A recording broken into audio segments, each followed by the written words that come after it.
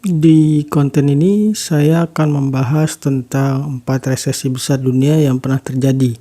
Dan di akhir konten, saya akan berikan sedikit tips untuk menghadapinya.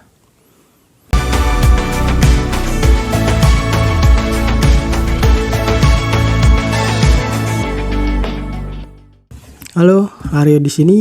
Ketemu lagi sama saya. Seperti biasa, saya akan membahas seputar investasi, pengelolaan keuangan, dan juga digital marketing. Tujuannya untuk bisa bebas finansial. Nah, kali ini saya akan membahas seputar krisis ekonomi yang pernah terjadi. Resesi merupakan hal yang wajar terjadi seperti sebuah siklus. Ada siklus naik, ada siklus turun. Namun kali ini saya akan membahas mengenai 5 resesi besar yang pernah terjadi, beserta tips untuk menghadapinya. Resesi pertama adalah The Great Depression atau Black Thursday pada tahun 1929. Pada resesi ini terjadi kehancuran pasar saham dan krisis ekonomi terbesar yang pernah terjadi di Amerika. Bahkan resesi ini tuh berlangsung selama 10 tahun. Penyebab terjadinya adalah banyaknya investor yang membeli saham dengan hutang atau istilahnya margin. Sayangnya, ketika mengalami kerugian tersebut, investor itu pada biarin aja gitu modalnya angus. Saat itu diawali kondisinya dengan banyaknya harga saham yang naik, tetapi sayangnya tidak diimbangi dengan ekonomi yang bagus alias ekonominya sulit. Akhirnya banyak investor yang menjual saham dan mengalihkan asetnya ke emas. Sehingga karena banyaknya investor yang menjual saham, pasar saham pun menjadi hancur.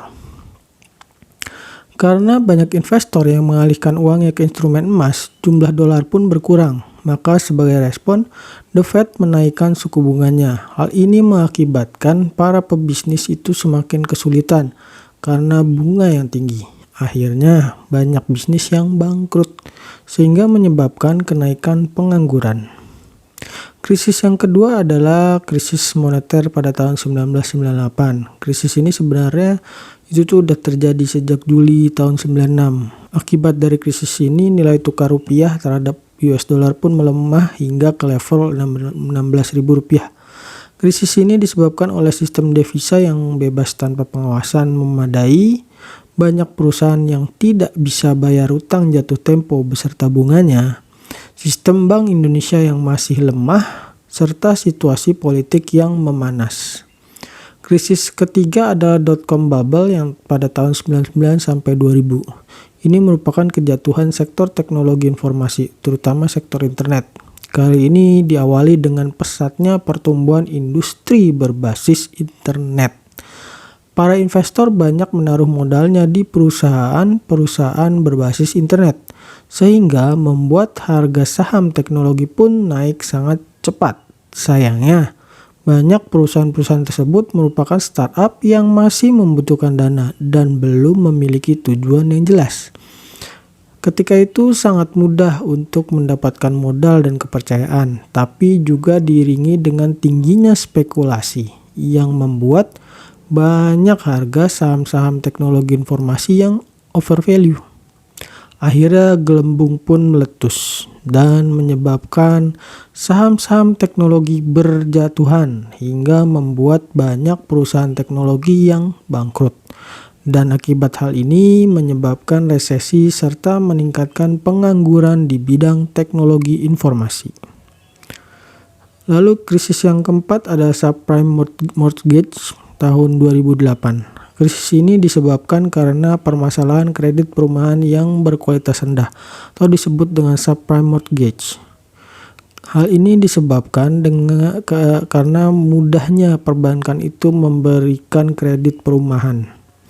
Selain itu, surat utang berbasis perumahan pun terjadi peningkatan karena dianggap pasar perumahan itu merupakan sektor yang kuat dan stabil, sehingga semakin banyak munculnya berbagai macam produk surat utang dengan turunannya. Saat optimisme semakin meningkat, permintaan terhadap kredit pun meningkat. Tapi sayangnya bank itu udah kehabisan dana untuk disalurkan, sehingga mereka menerbitkanlah surat utang. Surat utang tersebut memang memberikan keuntungan, Tapi kalau pemilik kreditnya masih bayar cicilan.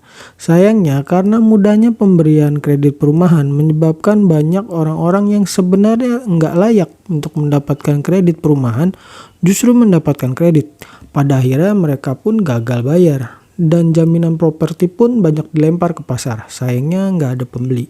Akhirnya harga properti pun jatuh.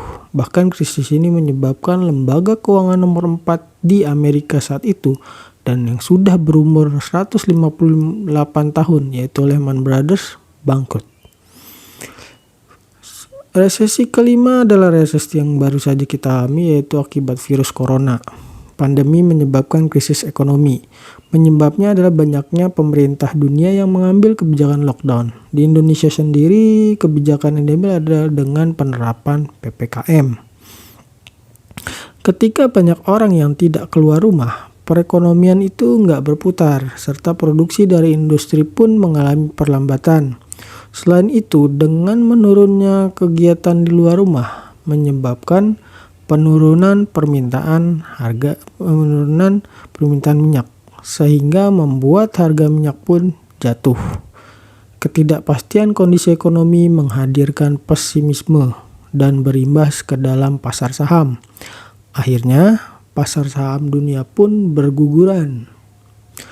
Nah, tadi 5 resesi besar yang pernah terjadi. Dan bukan berarti resesi atau krisis ekonomi akan selalu berdampak negatif, karena ada juga yang justru mendapatkan keuntungan ketika mengalami krisis ekonomi. Salah satunya adalah para investor. Salah satu contoh yang menarik adalah ketika krisis moneter tahun 98, karena sesaat setelah krisis ini, Grup Jarum mengakuisisi BCA dan bahkan menjadikannya sebagai salah satu bank terbesar di Indonesia. Pada saat krisis akibat pandemi kemarin ini yang akibat pandemi corona, banyak juga kok investor yang justru meningkat kekayaannya. Lalu gimana nih strategi menghadapi krisis ekonomi? Strategi pertama adalah kamu harus menyiapkan dana darurat. Dana darurat merupakan hal yang sangat penting. Inilah menjadi semacam jaring pengaman. Sebisa mungkin bentuk dana darurat itu berupa uang cash. Karena likuiditas adalah hal yang paling utama dalam dana darurat. Supaya ketika kamu membutuhkan dana sewaktu-waktu, kamu bisa ngambilnya kapan-kapan. Maksudnya langsung bisa diambil. Sebaiknya kamu tuh memiliki dana darurat sebesar 3 kali pengeluaran kamu bagi yang masih single. Atau jika yang sudah punya pasangan 2 kalinya, maksud saya 6 kalinya. Sedangkan untuk kamu yang sudah menikah dan punya anak, sebaiknya menyiapkan dana darurat sebanyak 12 kali pengeluaran bulanan. Lalu strategi yang kedua adalah kamu harus menyiapkan dana keras. Saat krisis, cash is king. Uang cash menjadi amunisi bagi para investor, sehingga jika mengalami krisis, siapkan uang cash keras agar ketika banyak saham perusahaan yang sebenarnya berfundamental bagus itu berguguran harganya. Kamu bisa serok tuh. Dan itulah yang dilakukan oleh para investor. Mereka banyak membeli saham-saham bagus di harga murah. Lalu langkah ketiga atau strategi ketiga adalah kamu harus menganalisa saham untuk mendapatkan saham-saham berfundamental baik. Lakukanlah analisa saham dan pilihlah saham-saham yang memang fundamentalnya baik dan punya harga yang murah atau di bawah harga wajarnya. Karena jika krisis tetapi memiliki fundamental yang bagus, biasanya perusahaan-perusahaan tersebut akan bisa melalui krisis. Dan umumnya harga sahamnya pun akan naik kembali. Sebagai contoh, ketika krisis.com bubble kemarin tahun 2000 itu, perusahaan seperti Microsoft dan Amazon berhasil bertahan melalui krisis. Karena memang fundamental mereka yang sangat baik. Bahkan mereka pun sampai sekarang semakin besar. Lalu strategi keempat adalah jangan mudah tergoda dengan berita. Salah satu godaan terbesar para investor, terutama di saat krisis, adalah banyaknya berita negatif yang beredar. Untuk mengatasi godaan ini adalah dengan cara meyakini dengan analisa yang sudah kamu lakukan. Serta kamu juga bisa puasa dulu tuh dari membaca atau menyaksikan berita. Krisis atau resesi itu merupakan hal yang wajar dan pasti akan terus terjadi. Karena layaknya sebuah siklus, kadang siklus ekonomi berada di atas, kadang berada di bawah. Namun bukan berarti selamanya itu krisis merupakan hal yang buruk bagi semua orang. Jika kamu memiliki strategi yang tepat, maka kamu pun bisa melewati krisis, bahkan mengambil kesempatan dari krisis yang terjadi. Oke, sampai di sini pembahasan saya mengenai krisis ekonomi. Sampai jumpa di konten berikutnya. Dah.